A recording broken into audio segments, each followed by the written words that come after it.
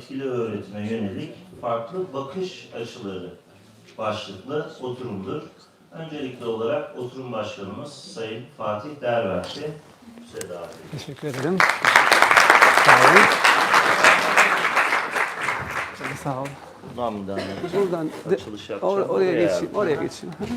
Şeyi açınca bir 10-15 saniye geç gidiyor. Tamam. Biraz bekle başlayalım. Sorun yok. Teşekkürler. Herkes hoş geldi. Gayet güzel bir kalabalık görüyorum. Şimdi birkaç bilgi vermek istiyorum. Program başlangıçında biraz zaman kaybı yaşamış olsak da bunu toparlayacağımızdan emin olabilirsiniz. Şimdi çok güzel bir etkinlik bizi bekliyor. Çok güzel bir seans bizi bekliyor. Bu yayını aynı zamanda Avrupa Beden Eğitimi Öğretmenleri Birliği tarafından da paylaştığımız için YouTube kanalı üzerinden ben az sonra İngilizce konuşmaya başlayacağım müsaadenizle. Çünkü sunumlarımızın büyük bir çoğunluğu Peter hocamız ve Nikos hocamız İngilizce yapacak. Uluslararası bir gruba da ileteceğimiz için ben İngilizce konuşacağım. Şimdi bugün program daha önce zaten web sitesi üzerinden de paylaşıldı program ama aynı zamanda TÜBED Instagram sayfasından program detaylarını bulabilirsiniz. Az önce arkadaşlarımız paylaştılar. Şimdi müsaadenizle ben İngilizceye başlıyorum. Sanırım mikrofon da hazır hale geldi. İngilizceye buradan devam ediyoruz. Ona konuşacaksın ki herkese çeviri gitsin. Test yapalım. I think it's all right? So translation is ready. Our live Biraz daha yüksek broadcasting is ready. You hear me now? Bu değil, buradan oluyor. Şu kulaklıkları. Evet, hazırız. Şu an 3 tane mikrofon kullanıyorum. İlk kez hayatımda 3 tane mikrofonu aynı anda kullanmıştım. I'm using 3 mics here, so I'm really excited about it. Thank you for coming. It's my great pleasure to welcome you to 11th International Physical Education Sports Teaching Congress that is hosted by Physical Education Teacher Association of Turkey in collaboration with KU University. I'm truly honored to be a part of this organization and being the moderator this enlightening and engaging event. Welcome again. Before starting our session, I would like to extend my gratitude to all the faculty members of KU University and the volunteers which will make this event possible. I'm really grateful to them. And I think with their contribution in terms of expertise, knowledge, and this academic environment, we are going to have a very fantastic event for these 3 days. So another important topic about our collaboration is that we exemplify a collaboration between the academia and a non-government organization, which is so important. And I believe this is going to be a great step to advancement of effectiveness in teaching physical education. So allow me to provide with some valuable insights into TÜBED, Physical Education Teachers Association of Turkey. So it's founded in the spirit of fostering professional growth and dedication to the field of physical education. TÜBED has been a pioneering force in Turkey's educational context. So it's established in 1953, one of the oldest of its kind, and TÜBED has proudly carried the torch of being the professional development platform for physical education teachers who value lifelong learning as a moral responsibility. I believe this commitment to continuous improvement and dedication to lifelong learning underscores TÜBED's mission. Before we delve into the insightful presentation and discussions that await us, I would like to take a moment to acknowledge and express our deep appreciation for our invaluable contribution of our distinguished speakers. So please join me in giving a resounding applause to our speakers, Deniz Hünük, Nikolaos Digelidis, and Iserbyt. So we're going to share the stage. Thank you for allowing me staying with you guys. Please have a seat. Thank you.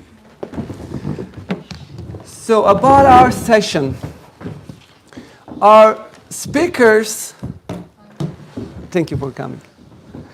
our speakers will be covering different perspectives on effective teaching in physical education and sports. With approximately a 25 minutes presentation, and afterwards, after each presentation, we will be having a 5-minute Q&A session. So, thus, I encourage you to actively participate, engage, and ask questions. I think this is an opportunity for us to learn from one another and challenge our assumptions and to collectively advance our understanding and how we can be more effective educators. Because here in this auditorium, we have pre-service teachers, in-service teachers, and also the faculty that make a lot of very valuable scientific researchers. So our first presenter today, by the way, I'm hearing from this. I'm going to keep it like this. Sorry about that. So our first presenter today will explore the significance of content knowledge in driving student learning in physical education and sports. This perspective emphasizes the importance of educators' deep understanding of the content to teach effectively, hence improve student learning. Dr. Iserbyt currently holds the position of the Associate Professor within the Department of Movement Sciences of the KU Leuven, where he is a member of the Physical Activity, Sports and Health Research Group. I am proud to say that he is also a co-investigator at Learning to Teach Physical Education Research Program. Please welcome Peter Iserbyt.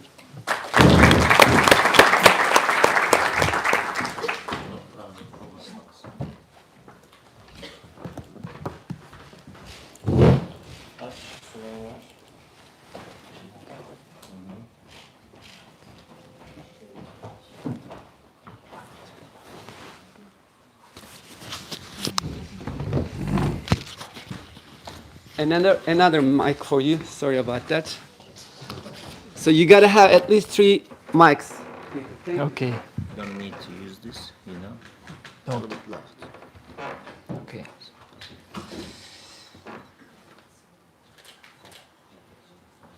Okay, thank you.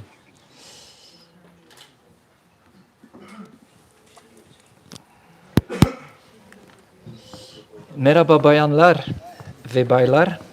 Burada sizlerle birlikte olmaktan çok mutluyum.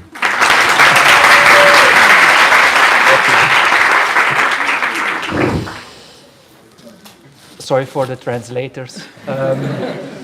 Thank you very much, dear colleagues, dear professors, dear organizing committee. It is really an honor and a gratitude to be invited here and to share the work on the work we did on content knowledge for teaching physical education. So I'm humbled and I'm very happy to be the recipient of Turkish hospitality. So this is my university. Some pictures of important and nice buildings. On the right top side, for example, excuse me, I have a terrible echo in this. Can it be switched off? Sorry. Katılımcıların mikrofonları açık olunca So ses they will turn off their mics. The audience will turn off the mics because you're hearing them at the moment. Okay. Just give it 10 seconds. I believe it's fixed right now. If everybody turns off their mic, thank you. Okay, thank you very much. No, it's still the same actually. Okay. All right, Maybe just No, it's okay. That's my bad. okay. His mic was open. That's my bad. Ben bunu açık bırakmışım. İkisine ayrı telefon ayarladım. Benim hatam. Please go on. I'm deeply sorry. No. It's no problem. On the top right picture is our university library. And yes, you're all very welcome to invite Leuven and give me a call and I'll give you a nice tour, I hope. So I want to make 2 arguments regarding teachers in physical education. The first one is that teachers are the most important factor for student learning in schools. So, physical education, teacher education programs have an important responsibility to graduate teachers with high content knowledge in the content they will be teaching. Those are the two main arguments. So it is my goal that after my presentation, you will be able to define the difference between CCK, SCK, and PCK, that you will be able to explain why it is important for your students' learning, and thirdly, that you will be able to discuss how you can improve content knowledge. Is audio still working? I see people questioning. Am I okay? All right. So, let us do an introductory task since we're all involved in physical education. Imagine you would be teaching the front flip in gymnastics. That is your teaching goal. How would you describe the technique of the front flip? Think about the important elements. Second, how would you make a progression from very easy to very complex in teaching that skill? How would you begin with really low level to advanced levels? And then third, consider what you would teach if you would have a particular target group, for example, 15-year-olds, or when you are limited in resources, for example, in terms of equipment. Okay? Try to keep this task in mind. So when we talk about the technique in the front flip, there are some elements that are important. You need to grab the knees, you need to put your chin to your chest, you need to extend your body at the right time. So those are a number of critical elements. There are plenty more, but those are some critical elements for teaching the front flip. Second, if you look at the task progression, it might be something like starting with an inclined surface, where you start teaching it. Then you might have a horizontal surface. Then you might move to something like a front flip, where you still have some support of the hands on the plinth there. Then you might do it without any support of the hands. And finally, there in the top right, you have an execution of a front flip that is far more advanced. There are much more steps in between, but that is some sequence from easy to difficult. So what I just explained to you are two types of content knowledge we teachers need. On the left side, you see knowledge of technical execution, knowledge of tactics, and knowledge about the rules and etiquette. You need to know the rules, for example, in soccer to be able to participate in a soccer game. That is CCK, or common content knowledge. On the other hand, there is specialized content knowledge, and that is special. It is the unique knowledge for coaches and teachers. And that contains knowledge of how you teach your content from easy to more advanced, and also knowledge on errors that students might make and how you correct them. So those are two distinct domains of content knowledge.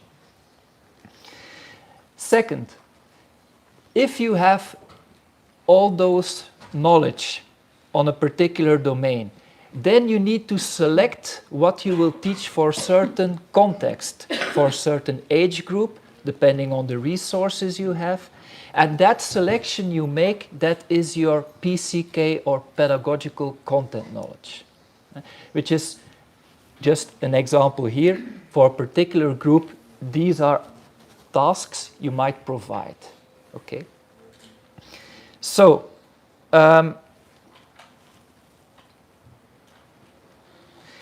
just a quick check. If we would ask you to describe the give and go in basketball, that is knowledge of technique, that is CCK. A task teaching for teaching the fake and break in frisbee, this is the fake and break in frisbee, where you want to bypass the defender. How that task sequence goes from easy to complex, that is specialized content knowledge.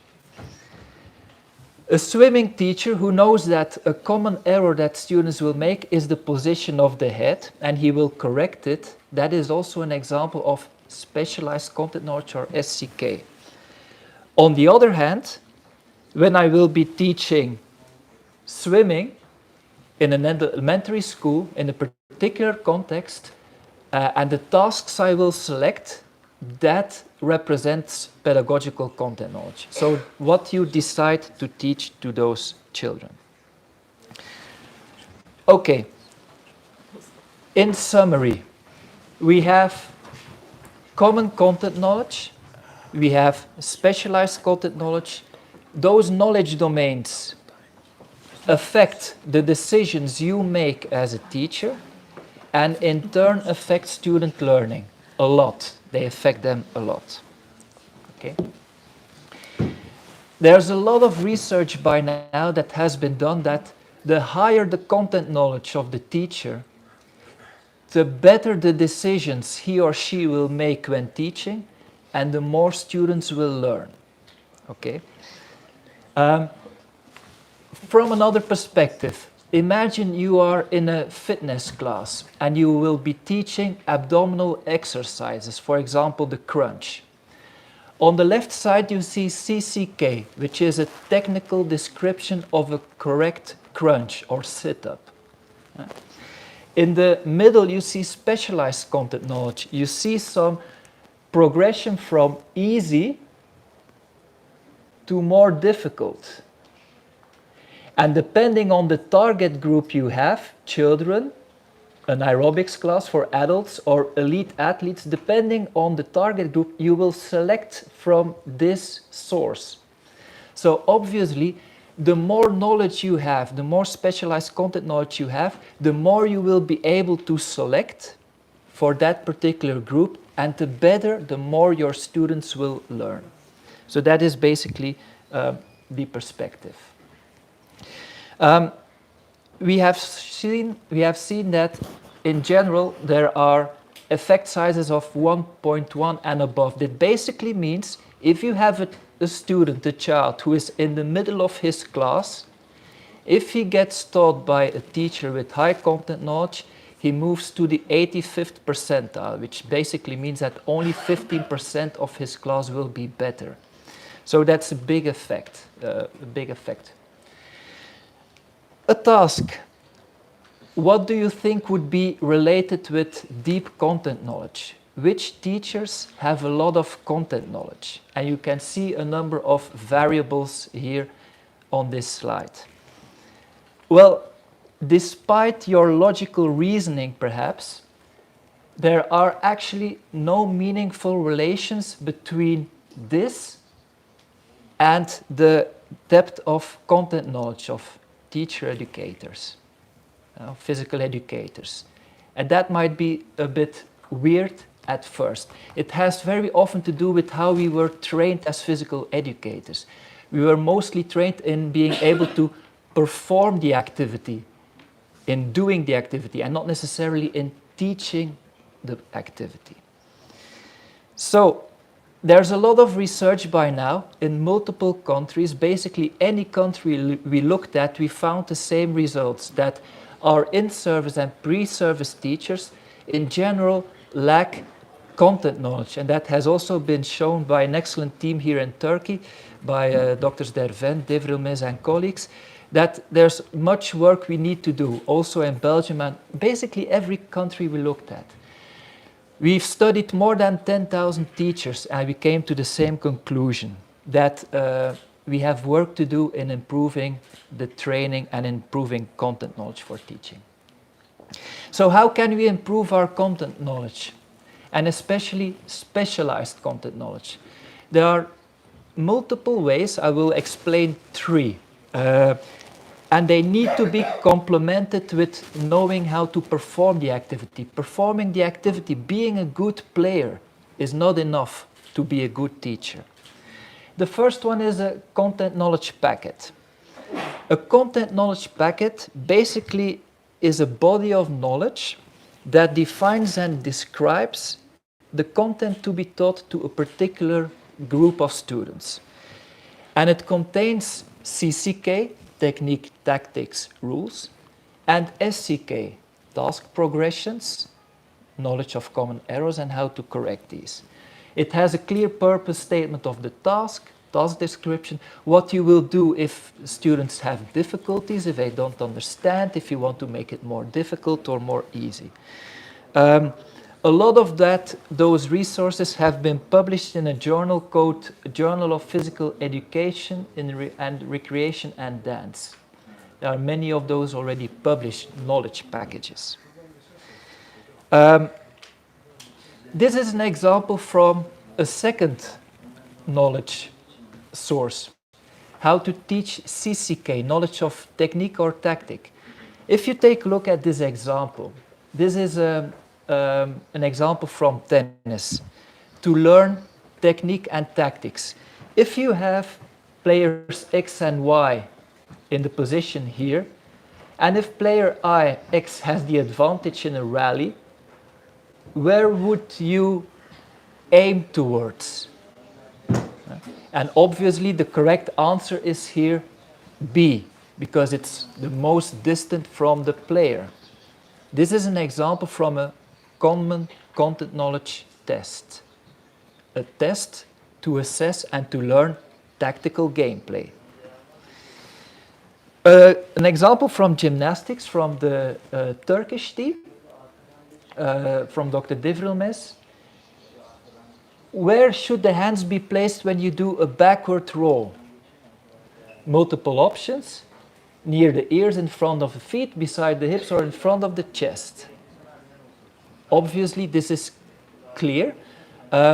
This is an example for gymnastics, for learning and teaching CCK, knowledge on technique. Now, the last source is a content map. This is an example of a content map. And a content map represents specialized content knowledge. It represents the progression from easy to complex. Here we have easy tasks, and they move all the way up to more complex tasks. And here you have elements like attack and defense. I'm going to show you another example. This is an example from basketball, from a student in our teacher education program. Before he had improved content knowledge. You see that there is not much in there. Basically, this student teacher only had 1, 2, 3, 4, 5, 6, 7, 8, 9, 10, 11, 12 tasks he could teach, which is not much for 8 lessons. After he was given a content knowledge packet and was taught content knowledge, this is how his content map looked like. Much more tasks, a progression from easy to more complex, and the end game here is 3v3 basketball, and he starts with easy 2v0, 1v1 games, all the way up progressively, increasingly complex towards the 3v3. That is specialized content knowledge, and that is represented in a content map. Now, the Turkish colleagues were so free to hand me an example from in Turkish, which will make it easy. I don't speak Turkish that well yet, but you might see that we have a progression. We have a number of skills here, and we progress from easy to complex in gymnastics. This is an example of a content map that represents specialized content knowledge from easy tasks to complex to a certain outcome. Okay, so I hope that by now you're able to know the importance of CCK, SCK, and PCK, that you know why it is important to have that knowledge for student learning, and then thirdly, that you have an idea on how you can work on improving that knowledge, either as a teacher or as a teacher educator. Teşekkür ederim.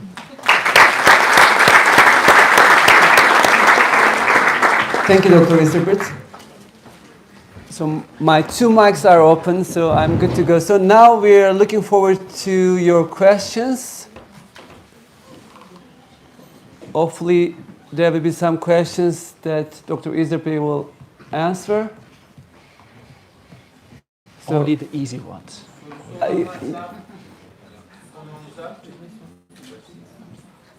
Evet.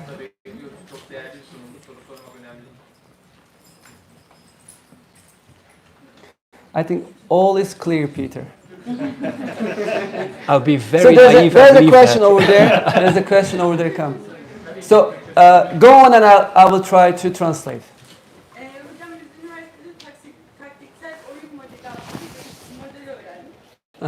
Ve anlatıldığında bana açıkçası benzer geldi. Yani seviyeler var, öğrencilere kolaydan doğru bir anlatım var. Bu anlamda benzerlikleri konusunda yani aynı şey diyebilir miyiz hocam? Bir öğretim. Teşekkürler. Gayet güzel bir soru. Kendini tanıtmadın. Kendini tanıtabilir misin? Hocam TÜBED-TÜRKİYE Beden Eğitimi öğretmeni. Oh, harika. So this young lady is a volunteer of our organization, and her question is, so they were taught TGFU at their undergraduate program. So in TGFU there are adaptations that you provide to the students. Yeah. So her question is, how do you compare a teaching model with content knowledge? Is it the same thing, the adaptations? Because we saw in your presentation there are some easy tasks going to more complex and complicated and advanced tasks. So are these the same concept or something different?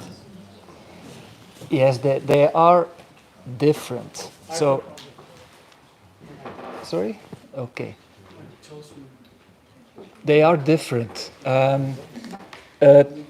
A teaching model, like for example TGFU, sport education, cooperative learning, they are a blueprint, they are a framework, but the teachers need to put content in there.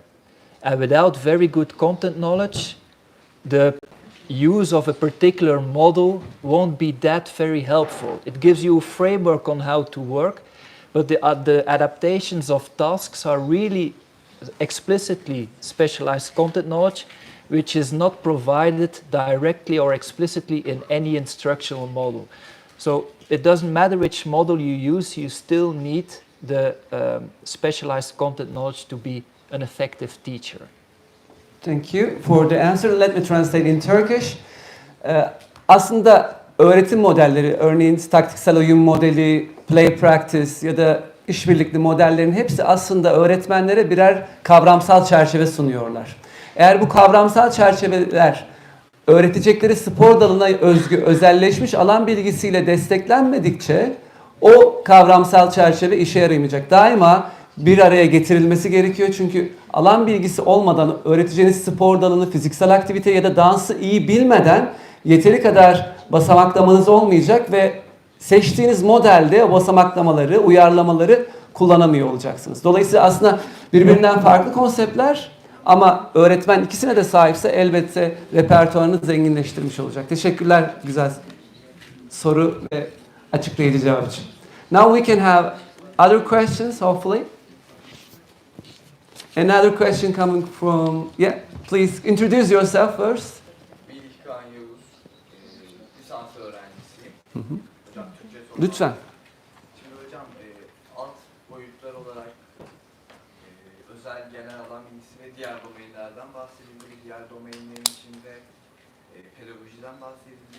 Pedagojik alan bilgisinin dışında diğer alan bilgilerine de bir etkisi var mı? Bunu merak ediyorum. Diğer alan bilgilerinden kastın nedir? Genel alan bilgisi ve özel alan özellik var. Pedagoji bilgisinin, pedagoji bilgisinin genelleşmiş ve genel ve özelleşmiş alan bilgisine etkisi var mı? Teşekkürler, teşekkürler. Okay, let me try to explain the question. So, the question basically is the pedagogical knowledge that the teacher has. How does knowledge base influence other knowledge bases such as common content knowledge and specialized content knowledge? How they interfere? How they support each other? Very good question. Indeed. And it hasn't been investigated that well yet, but obviously, when you have knowledge on rules, technique, and tactics, and then depending on the age group or knowledge of your students, you will also make a particular selection for that group.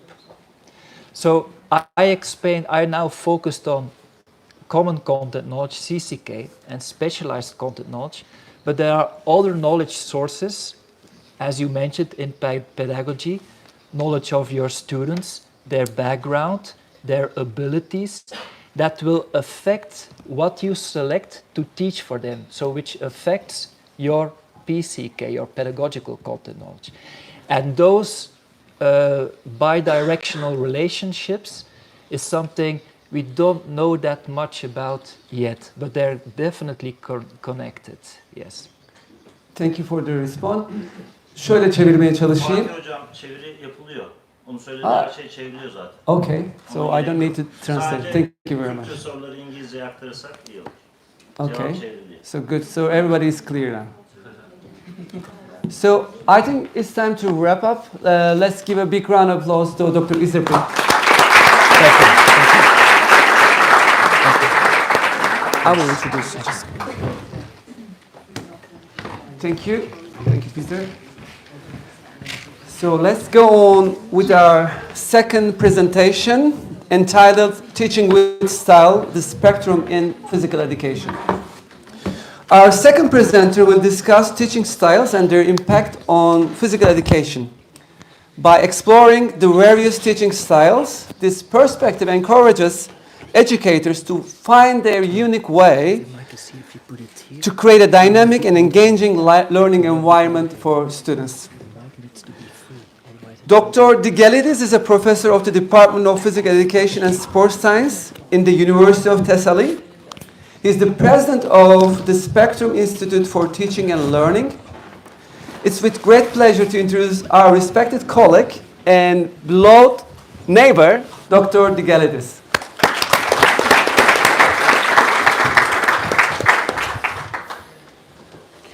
Başlamadan araya gireceğim. Sistem çalışıyor anladığım kadarıyla. Zoom'da gelebildiğine göre sürekli kontrol ediyorum. Sorun yok değil mi? Left or right? İkinci rahatlamayı yaşayabiliriz kendi adımıza.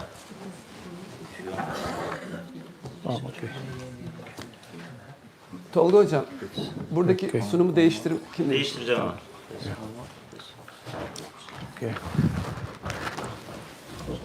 So again, we will have approximately 20-minute presentation, then we will have Q&As. So this is a topic that Dr. Digelidis will cover. I think many Turkish PE teachers are familiar with. So I'm expecting interesting questions here. Okay. Teşekkürler. Günaydın Türkiye, günaydın kardeşler, friends and neighbors.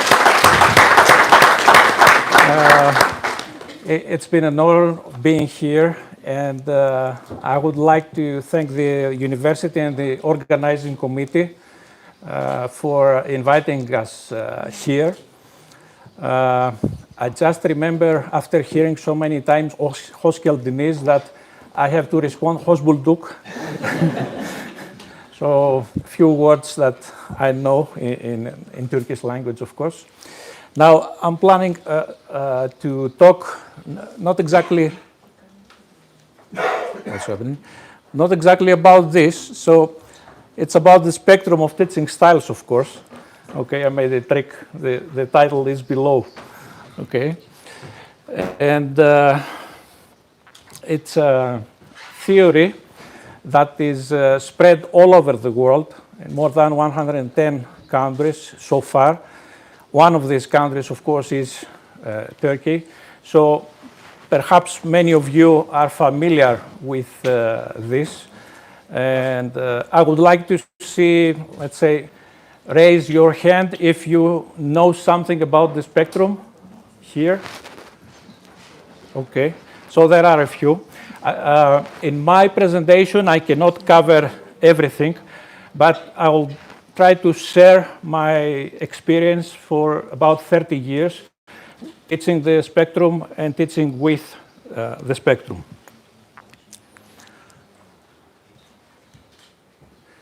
Okay, so like Fatih said, I'm the president of a non-profit organization, and we have the rights for the official book for the spectrum of teaching styles. It is available for you free to download in this website if you want. And very soon it will be also available free to download in Turkish language. There is a colleague of ours that is working nowadays, and very soon it will be also available in Turkish language. We have a variety of initiatives, like we organize workshops on the spectrum with experts from all over the world. And also we have developed a variety of grants in order to promote spectrum-related research, not just for faculty members, but also for master students and doctoral students. So you can have this information in that website. I like traveling a lot, and I have been teaching about the spectrum in many countries around the world. So this is Abu Dhabi, Italy, Saloniki, and other places. There are, in Greek languages, at least 3 different or 4 different books in Greek language. But I will explain what is this. This is the official translation of the book from Moston and Ashworth.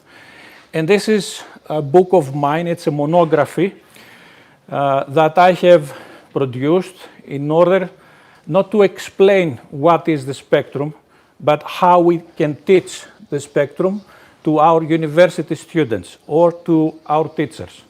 So this is part of the experience that I will try to share with you in this lecture. So I would like to ask, and please have a brief response. What do you think about this? Is teaching something simple? Higher. Okay, just to put it simple. Okay, so, but still, there might be people that they may believe that this is something simple. All you have to do, you just tell the students, and the students will do it. And we know that this is not exactly true. Okay, so teaching is not so simple, and many times in our job there are stereotypes. Some stereotypes there might be helpful, and some others there may be blocking our experience and our learning, our progress. So I will be discussing some of these stereotypes here because it's important. In education, we have to deal almost all of the time with abstract ideas and concepts. So we can describe what is a table, what is a chair. It's easy to touch it. We understand what is a chair or a table. But in education, we have usually to deal with abstract ideas, and it's very easy to create confusion about many concepts. So, for many years, for example, in didactics, the main purpose of the research was focusing on finding which is the best method of teaching, so as to tell the teachers, you go and teach with this method. It took us many years to understand, many decades, I would say, of, let's say, evolution, to understand that we need a spectrum of different teaching approaches, because students that they might have the same characteristics may learn with very different ways, may learn with very different pace, and they react so differently in the same methods or content. And you as a PE teachers, you know it better from your experience. So as a teacher or as a coach, you may have been advised so far of, what is the best thing to do. Try to enhance intrinsic motivation. Try to increase responsibility. Be democratic, be that way or the other way, or do this or do that. The problem of a PE teacher is how. How can I do this? How can I implement all these abstract ideas? Because I'm an academic and I can live in my mind and with my thoughts. But the PE teachers have to deal with real problems. So we have to provide a framework that is helpful for them. And the spectrum of teaching styles is that kind of framework. So what exactly is this theory? It's a unified theory about teaching and learning behavior. It all starts with an axiom, such as we can view teaching as a decision-making process. And just to make it even clearer, I would like to make a little experiment here. Okay?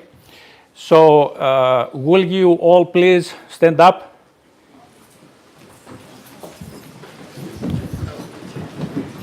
Okay. So, now, please feel free to stretch your hands how much you like, because we were sitting for, let's say, I don't know how many minutes. Okay? And if you feel comfortable, you can sit down. Okay? That goes easy. Now, I have a difficult question for you. Why you did that? Because I said so. But what if I say so? Maybe I'm a Greek lunatic coming from a crazy place. You just met me. You believe in me. Thank you. Okay. Why did you do that?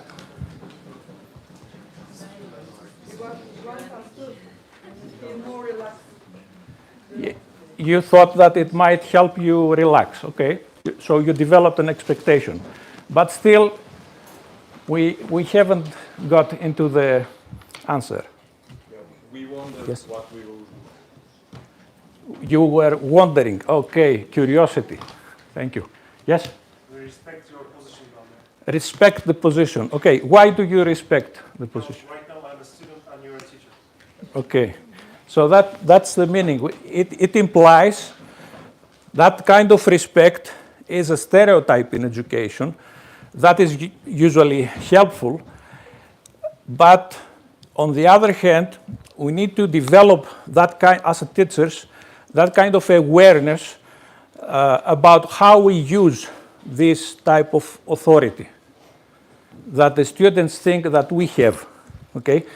Because we are all people, but different roles may bring different challenges. So it's all related with, who make decisions in a learning environment.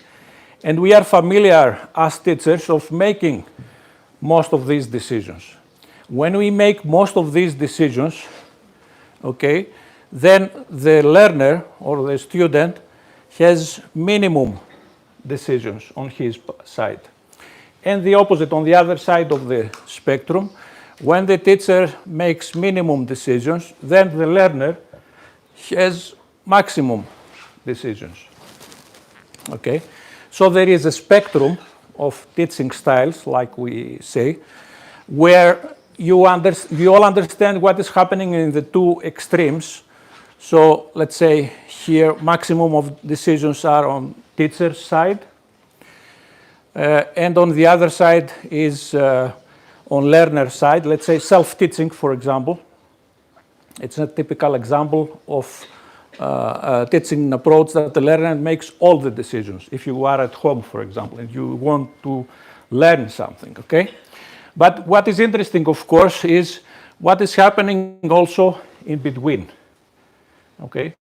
So, and just to avoid any misunderstanding, every teaching style is useful based on the objectives, and also the priorities we might have as teachers. Okay, so I will give you a couple of examples. There is, of course, some kind of similarity between the self-determination theory and the spectrum of teaching styles. If you are familiar with this theory, you understand that there is a continuum. Okay, so when teacher makes all or most of the decisions, the possibilities that we will have to deal with lack of self-determination might lead to lack of motivation. So if you continuously are the ones who are making decisions, it is possible in the long term that students lose their motivation. And on the other hand, just to put it simple, if we want to give more choices and more decisions to the learner, we have more possibilities to increase their intrinsic motivation, their interest for their lesson. So there are two different clusters of that reflect human capacities. Okay, I don't need to read all this. You can find it in the website. But I would like to stress your attention here because this is a study that we conducted before a couple of years. And talking about different cultures, the sample of this study was coming from Greece and Turkey, together with my good friend from Denizli, Gökçe. She's not here, I think. We conducted a study and we came up with 4 different clusters or groups of teaching styles. What this says, just to put it simple, we might think that we are so different with each other, but we have more common things to discuss. Okay? So our students need oxygen, clean air, huzur ve saglik. Okay? And of course they need Hacettepe, künefe, kebab, and all the other good stuff we have. Okay? So I'll give you some teaching styles examples. I will start with the command style, which is the most typical way of teaching usually. The teacher makes all the decisions and the learner is following these decisions. It's very useful if you're going to teach synchronized swimming or if you are going to organize an event, let's say in the Olympics. If you have an activity like parachute, okay, jumping from airplanes, you cannot go to these people that they jump from airplanes and say to them, just be creative, jump however you like. Okay, people die. Okay, you cannot do this. So the command style is appropriate there. Okay, the aerobics, teaching aerobics is also a typical example of the command style because you give guidelines and everybody is following you. Now, for every teaching approach, for every teaching style, there are consequences, positive or negative. Okay, I'm just picking some of them. If you are following the command teaching style, it implies that everybody is following teacher's orders, and at the same time, we expect that everybody is doing the same activity. What can go wrong with this? In time, can decrease the creativity? Yes, you cannot increase creativity with this type of approach, that's for sure. Yes, but there is another consequence that sometimes we see at school. I'm calling this the 2 balls phenomenon. Are you familiar with this? Have you seen that? Many times PE teachers think that it's better for students' discipline to have them in 2 lines and use just 2 or 3 balls and have long lines waiting. What is bad with this type of organization? Students will get bored. They get bored. Why? Because they are not active. Okay? And we know for sure that our students need to be active. Okay, there is a necessity nowadays, of course, even more to be active. So it is important to find ways to increase their academic learning time for many reasons. And we cannot do this by not thinking differently about how we organize classes. Okay? So we need to see what kind of other ways we have in order to teach. Nikos, do you mind speeding up a little bit, please? Okay. Thank you. How much time we have? So you have 3-4 minutes, let's say, 4 minutes. Okay. Okay. Okay, so I will continue with this. So another stereotype here, I mean, you hear somebody says, you always have to keep control of your students, what your students are doing. Of course, this is correct. But on the other hand, if a sense of autonomy is so crucial for students' motivation, how can you do it without giving them some choices? Okay, and of course, without creating chaos. So this is just an example from the practice style of teaching. You can organize classes in stations. So having different stations with different drills in each station. You will need guidelines in, let's say, in the paper for each station. And you can give some choices to the student. Not necessarily all 9 choices that you see here, because providing too many choices on students will not increase their autonomy, it will increase confusion. Okay, so you just pick one and do that. So it is important that this is a study that we conducted many years ago. But what is important here, we had 2 different experimental conditions. One was the control group. There were 3 stations with drills. And on the other side, again, was exactly the same drills. The only difference between the experimental group and the control group was that at the experimental group, students have the chance to make a choice which station they would go first. So this is just very simple choice. And you might think what kind of difference might make on students' motivation. And we saw that it made a lot of difference in their cognitive variables, such as intrinsic motivation, for example. So the experimental group had higher scores in intrinsic interest of PE lesson, intrinsic motivation, and perceived social supportive climate, to put it simple, just because we gave them this little choice, they developed the impression that the teacher was supporting them more than compared with the control group.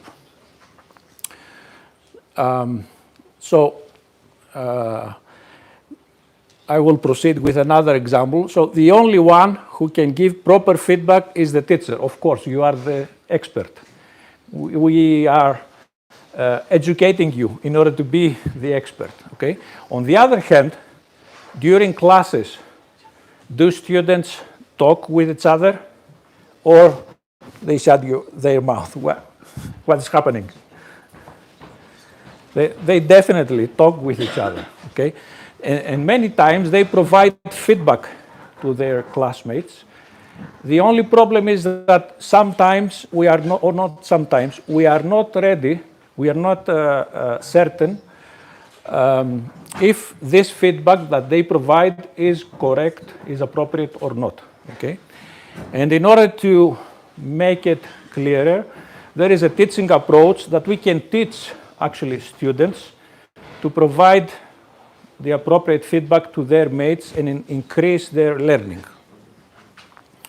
The reciprocal style of teaching is where the students work usually in pairs in very small teams where one is the observer.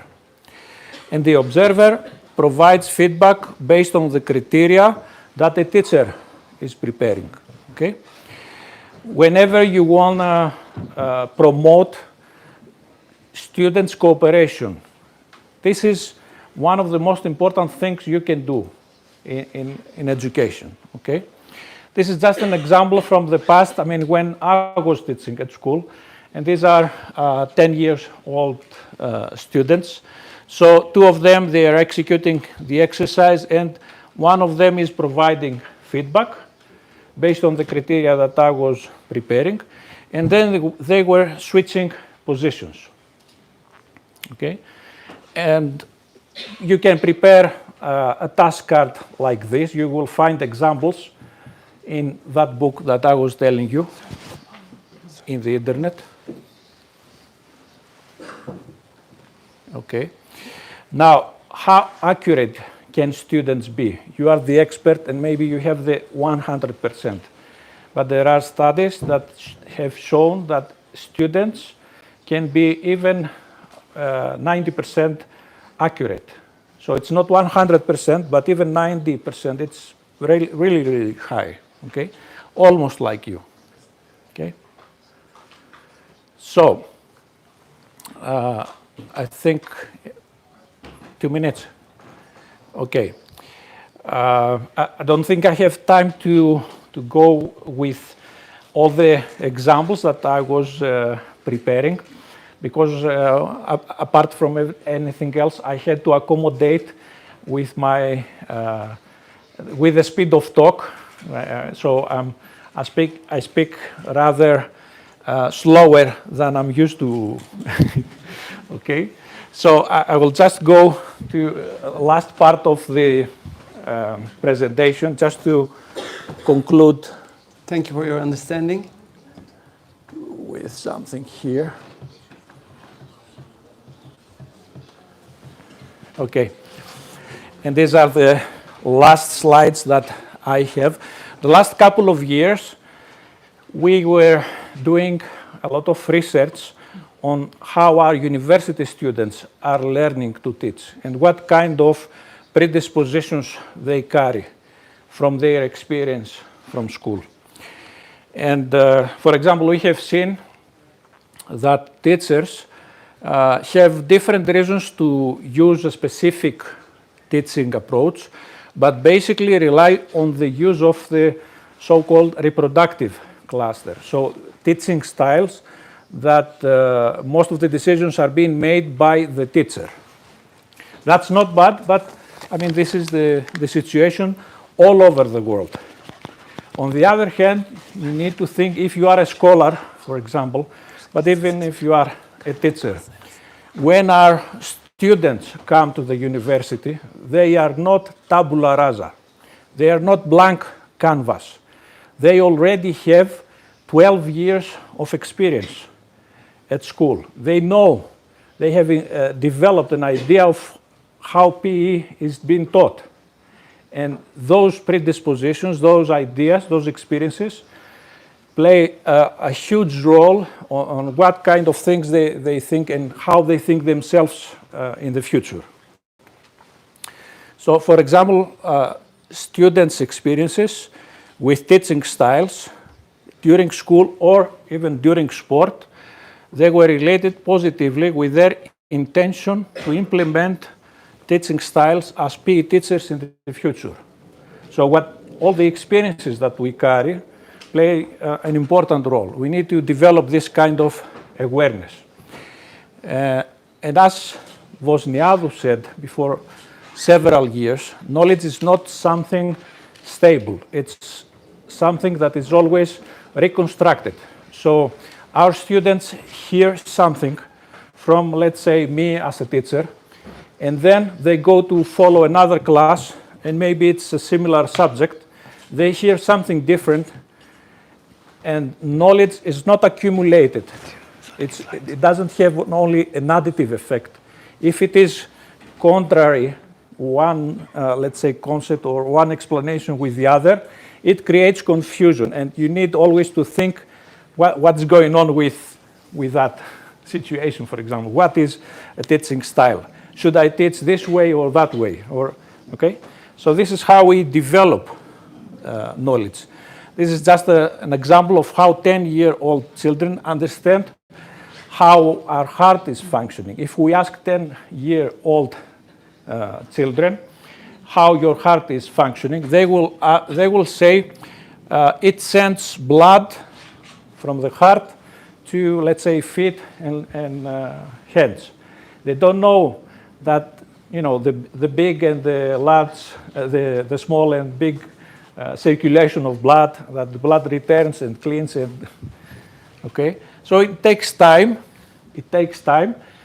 to develop what we say in this theory, a scientific model, seeking the truth, defining the truth, discovering the truth, okay?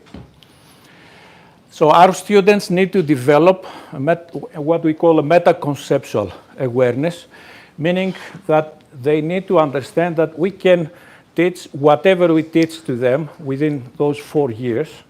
They need to keep in mind whatever their experiences have, but at the same time they need to continue realizing, monitoring, and evaluating their ideas. So they have progress in front of them, okay? Otherwise, we are in the risk of having a closed circle without any possibility for change or progress in any educational system. Okay? So, teşekkür ederim.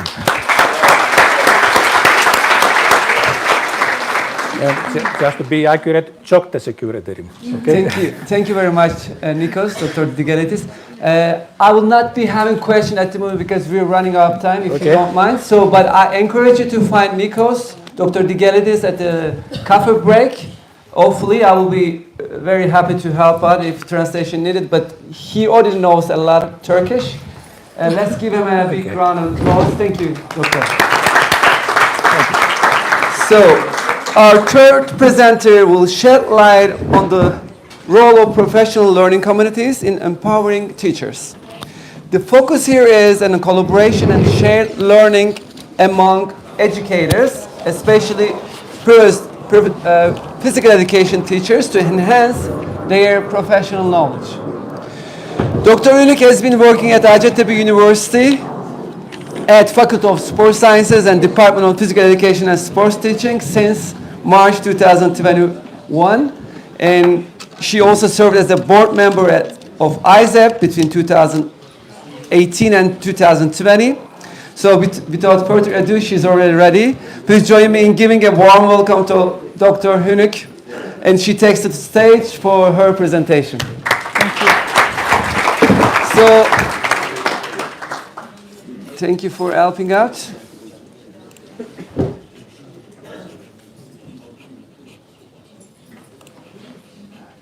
Bu sunum bu andan itibaren Türkçe olacak. O yüzden ben de Türkçe konuşmaya devam edeceğim. As for our colleagues who are watching us online, the next presentation will be in Turkish. But later on we will put English subtitles on. Evet. Teşekkür ederim Fatih Hocam.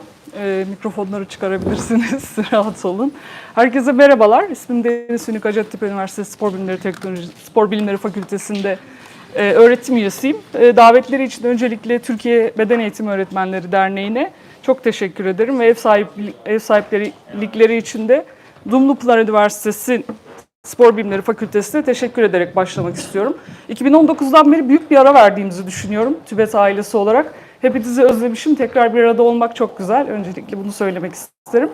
Bugün sizlerle öğretmenin güçlenmesi kavramını mesleki gelişim perspektifiyle dile getirmek istiyorum.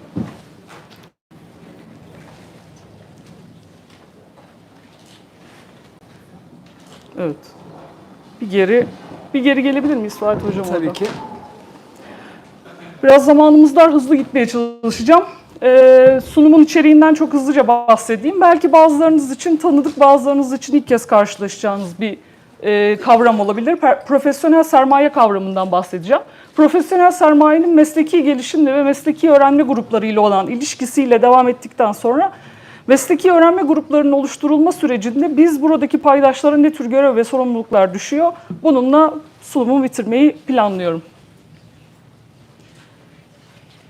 Slayta baktığınızda Türkiye'de 1980'den günümüze kadar beden eğitimi, beden eğitimi ve spor dersi öğretim programlarındaki değişimleri yıllar içerisinde görüyorsunuz. 1980'de daha davranışçı ve spor ve jimnastik temelli bir program varken 2005'te eğitim programındaki önceliklerle beraber tüm programlar, tüm öğretim programları yapılandırmacı ve bizim öğretim programımız standart temelli bir program haline getirildi. 2012-13 yıllarında buna zindelik ve sağlık eklentisi yapıldı. Daha doğrusu temeli oturtuldu diyeyim. 2017-2018 yılında ise değerler eğitimiyle şu anki öğretim programımızın son hali verildi. Programlar, her ne kadar programlar ve felsefesinde bir takım değişiklikler olsa da ülkemizde eğitim programlarının istenen hedeflere ulaşılamadığı görüldü ve bunun için birçok neden sayıldı şimdiye kadar. Ve bu nedenin sonucunda da bazı yatırımlar yapıldı. Sizler çoğunuz hatırlarsınız geçtiğimiz yıllarda. İşte okul ve okul çevresine bir takım kaynaklara yatırımlar yapıldı. Hatta sınıflarda teknolojiyle entegre edilmiş sınıflardan da sınıfları da gördük geçtiğimiz yıllarda. Fakat hoş bir gelişme olarak 2023 yılı Milli Eğitim Bakanlığı'nın Eğitim Vizyon belgesinde artık yatırımın öğretmene yapılması gerektiğinden, çünkü eğitimde ana aktörün eğitim olduğu, öğretmen olduğu vurgusu yapılmaya başlandı. Öğretmene yatırım yapmak ve bu yatırımlarından nasıl geri dönüş alacağımızı tartışmaya başladığımız bir dönemdeyiz. Bunu çok pozitif olarak yorumluyorum. Ve burada bir kavram karşımıza çıkıyor. Profesyonel sermaye kavramı. İki eğitim bilimci, Andy Hargreaves ve Michael Fallon'un ortaya çıkardıkları, aslında temelinde farklı teorisyenlerin de olduğu ama eğitime uyarladıkları bir kavram. Profesyonel sermaye kavramı. Sermaye kavramı zihinlerde daha çok ekonomik bir çağrışım yapsa da buradaki kavram daha çok ekonomik güç değil, yetenek ve eğitimi içeren bir süreçten bahsediyoruz. Şöyle bir motto ile ortaya çıktılar. İşbirliğine yatırım yaparak öğretmenler bir ulusu yeniden inşa edebilirler dediler. Çok güçlü bir bence ifade. Bu arada bu sunumu hazırlarken kitabın Türkçesinde çıktığını gördüm ama benim Türkçesini okuma fırsatım olmadı. İlgilenenler edinebilirler. Profesyonel sermaye kavramının içerisinde 3 boyutu kitapta tartışıyorlar. Bunlardan birincisi insan sermayesi, sosyal sermaye ve karar verme sermayesi. İnsan sermayesi bireyin becerileri, nitelikleri, deneyimleri, bir alanda edindiği bilgi ve eğitimi bu yeteneklerini geliştirmede kullanması olarak ifade ediliyor. Pardon, şuradan ilerletiyorum, buradan bazen unutuyorum. Sosyal sermaye ise bireyin işbirliği kültürü, etkileşimleri ve sosyal ağları, yarattığı sosyal ağlar, içinde bulunduğu ekipler, bulunduğu ekiplerin içerisindeki yarattığı güven, bağlılık ve ilişkiler olarak bahsediliyor. Hargreaves ve Fallon şöyle söylüyor, insan sermayesi her ne kadar önemli olsa da bir öğretmenin sermayesi, profesyonel sermayesinin gelişiminde sosyal sermaye kadar önemli değildir. Mutlaka sosyal sermayenin mesleki gelişimde bir yerinin olduğunu ve öğretmenin sahip olması gerektiğinden bahsediyor. Son olarak da bu iki sermayenin de aslında öğretmenin güçlenmesinde yeterli olmadığını, öğretmenlerin sahip olması gereken üçüncü sermaye türünün de karar verme sermayesi olduğundan bahsediyor. Bunu da şöyle ifade ediyorlar. Zor şartlar altında etkili karar verebilme becerisi ve kanıt temelli olarak farklı seçenekler arasında en uygunu seçebilmesi gerektiği öğretmenin ifade ediliyor. Okulun ve öğretmenliğin güçlenmesinde bu üç sermayenin gerekli olduğu ve birbiriyle ilişkili ve birlikte geliştirilmesi gerektiği vurgusu yapılıyor. Hatta şöyle formalize ediyorlar. Profesyonel sermaye eşittir insan sermayesi, sosyal sermaye ve karar verme sermayesinin toplamı olarak ifade ediliyor. Peki profesyonel sermaye ve mesleki gelişim arasındaki ilişkiye bakacak olursak karşımıza ne çıkıyor? Şu ana kadar yapılan çalışmalardan biz şunu biliyoruz. Öğretmenlerin profesyonel sermayeleri arttığında, ki çok sınırlı sayıda ama etkili çalışmalar var bununla ilgili, öğrenci başarısının da arttığını söylüyorlar. okullar birlikte çalışan ve öğrenen, iyi yönetilen gruplara sahip olması gerektiğinden ve okulların içerisinde profesyonel sermayenin geliştirilmesi için okul içinde ya da okullar arasında mesleki öğrenme gruplarının oluşturmanın öneminden ve mesleki öğrenme gruplarının öğretmenlerin mesleki kapasitelerini ve profesyonel sermayelerini arttırdığını ifade ediyorlar. Hatta kitapta şöyle bir örnek var. Kanada'dan bir örnek, Alberta bölgesinden. Profesyonel sermaye yatırım yapan öğretmenlerin profesyonel sermayesine en ciddi yatırım yapan ülkelerden bir tanesi. 3 tane hatta, Finlandiya, Kanada ve Singapur. Milli Eğitim Bakanlığı'nın Alberta'daki o bölgedeki gelirinin %50'sini öğretmen eğitimi yatırımına ayırdıklarını ve bunun faydasını çok gördüklerinden bahsediyor kitaptaki örnekten.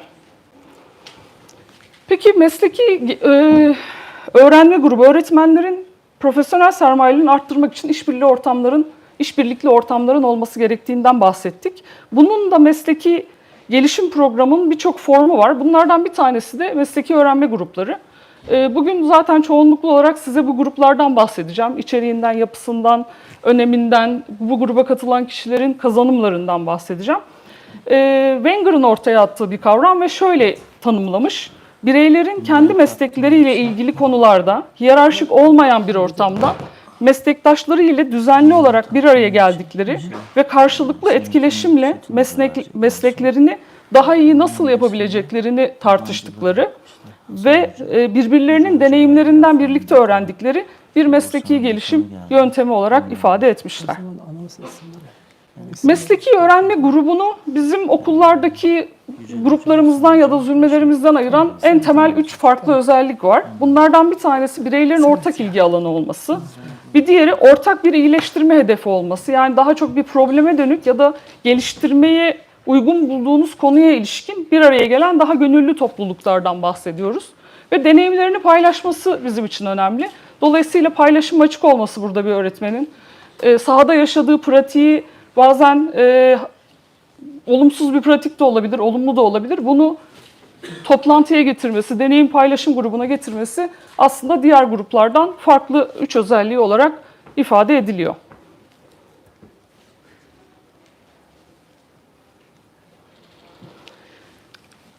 Mesleki öğrenme grupları ile ilgili biraz daha detaya girecek olursak öncelikle küçük gruplardan oluşması bekleniyor. 5 ila 8 öğretmenden, yani 30 kişiyle 40 kişiyle yürütülmesi pek mümkün değil.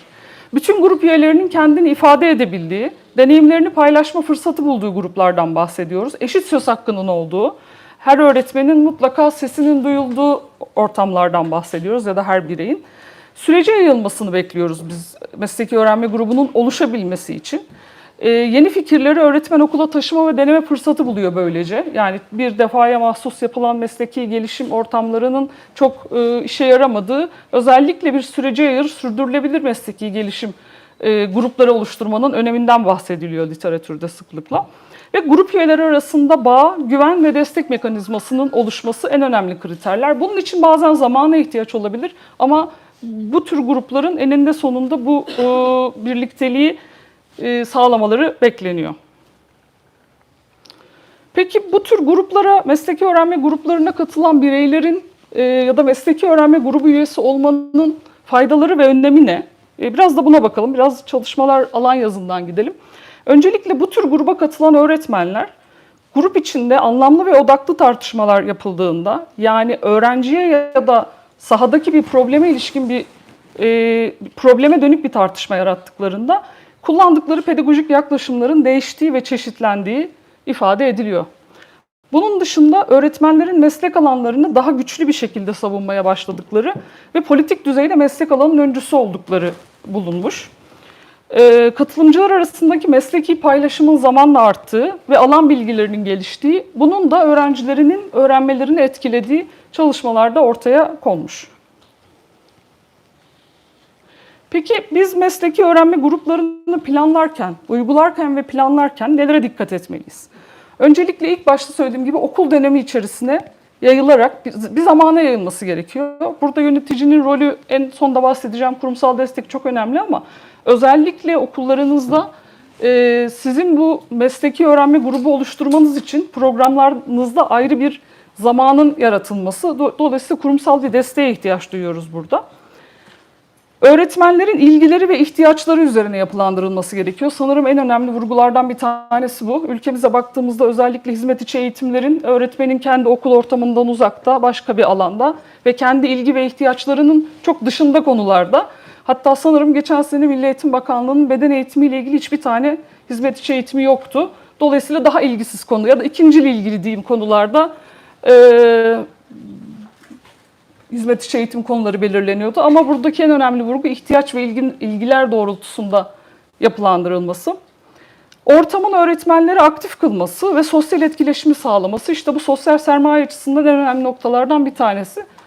Herkesin, her katılımcının, bu farklı yaş grubu, farklı deneyim yılları da olabilir, mutlaka aktif olarak katılması ve sosyal etkileşimi sağlaması bekleniyor.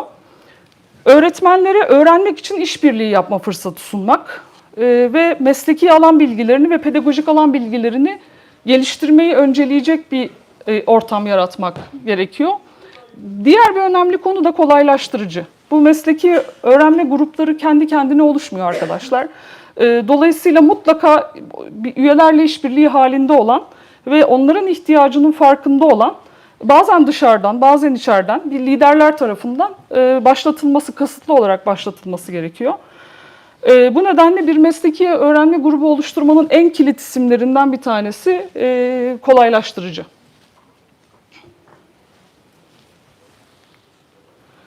Ülkemizde yakın zamanda yapılan mesleki öğrenme gruplarının ülkede yaygınlaştırılması ile ilgili büyük çaplı bir TÜBİTAK projesi vardı. Bu projeden çıkan bulgular bence çarpıcı. Bizler için kıymetli olduğunu düşünüyorum. Ülkemize dair yeni bir veri. Şöyle söyleniyor öncelikle. Kolaylaştırıcı olacak kişinin mesleki alan bilgisinin ve iletişim becerilerinin ve yetişkin eğitimine uygun prensiplerle bir ortamı iletişim kurmasının önemli olduğundan bahsediliyor. Bir diğeri mesleki öğrenme gruplarına kolaylaştırıcılık yapacak kişilerin öğretmenler arasından seçilmesinin katılımcı öğretmenlerin motivasyonunu arttırdığı yönünde bir bulgu var. Çünkü genellikle bu tür öğrenme grupları şimdiye kadar üniversite destekli ya da dışarıdan Milli Eğitim Bakanlığı destekli olarak kuruluyordu. Fakat kolaylaştırıcılığı öğretmen yaptığında grubun daha aktif katıldığı sonucu ortaya çıkıyor. Mesleki öğrenme gruplarında öğretmenlerin yeterliliklerinin geliştiğini biliyoruz. Aynı zamanda öğrenci ihtiyaçlarının da bu tür ortamlarda daha derinlemesine paylaşıldığını biliyoruz. Bu gruplara katılan öğretmenlerin öğrencilerinin de beden eğitimi ders programlarındaki hedeflenen kazanımları ulaştıkları, hedeflenen öğrenmelerinin arttığı da yine çalışmanın bulguları arasında yer alıyor.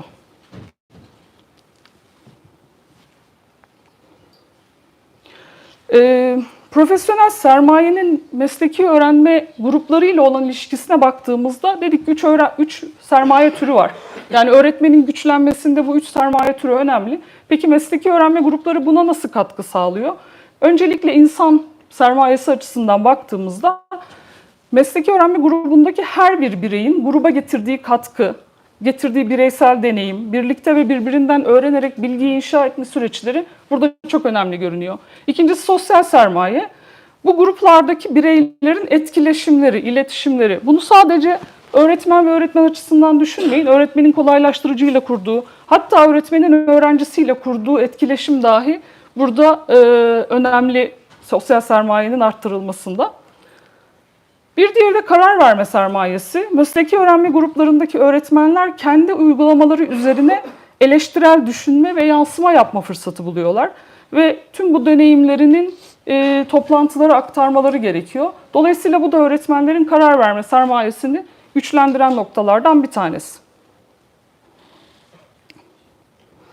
Bununla ilgili yine bir yapılmış bir çalışma var. Şöyle aslında biraz önce bahsettiğim dünyadaki önemli eğitim sistemleri ve uluslararası sınavlarda en yüksek puanı alan ülkeler Singapur, Kanada, Finlandiya. Bu ülkelere baktığımızda hepsinin bütün yatırımı öğretmenin profesyonel sermayesine yaptığını ve bunu hizmet içi eğitimlerinde bir nasıl diyeyim motto olarak kullandıklarını. Örneğin Finlandiya'daki ders saatlerinin azaltılmasının temel gerekçesinin ders sonrasında öğretmenlerin bir araya gelerek derse ilişkin yansıma yapmalarına zaman ayırdıkları ile ilgili birçok bulgu var. Bu açıdan profesyonel sermaye kavramını önemsediklerini ifade edebilirim. Şimdi öğretmenin güçlenmesinde biz paydaşlara ne tür görevler düşüyor? Biraz bundan bahsetmek istiyorum. Öncelikle üniversite öğretim elemanları olarak, üniversite personeli olarak bizler mesleki öğrenme gruplarının oluşturulmasında ya da öğretmenin güçlenmesine nasıl katkı sağlayabiliriz? Aslında çok doğrudan bir katkı sağlayabiliriz. Öncelikle bu grupların oluşturulmasına başlangıç aşamasında destek vermek çok önemli. Türkiye'nin birçok ilinde üniversite var, beden eğitimi öğretmenliği programı var.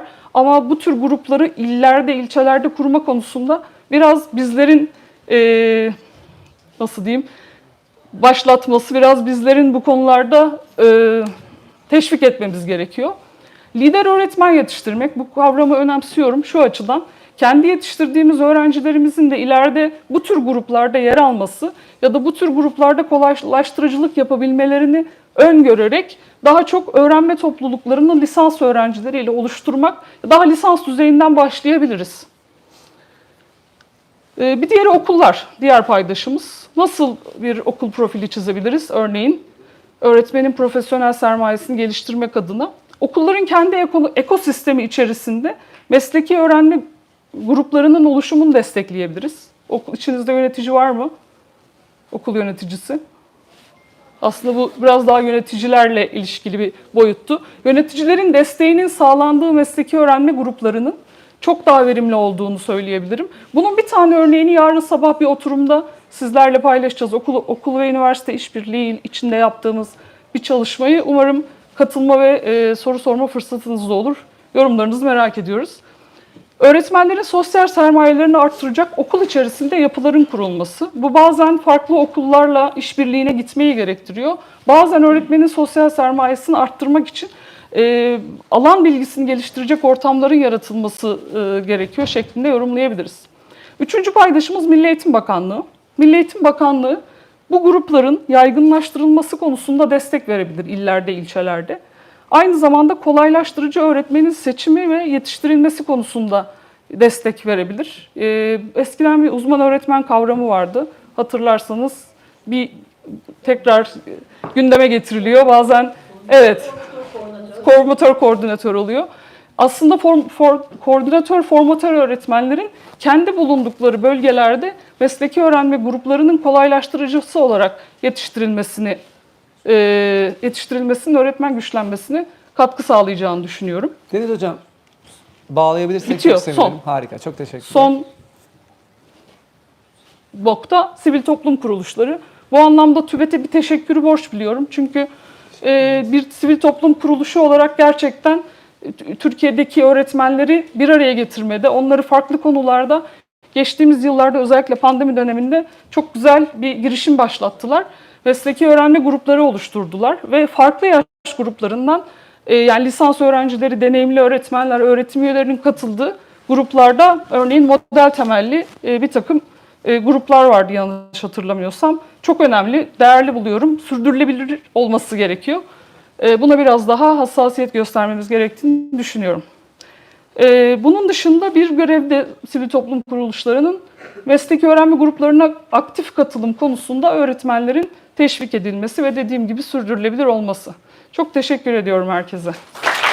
Hocam teşekkür ederiz.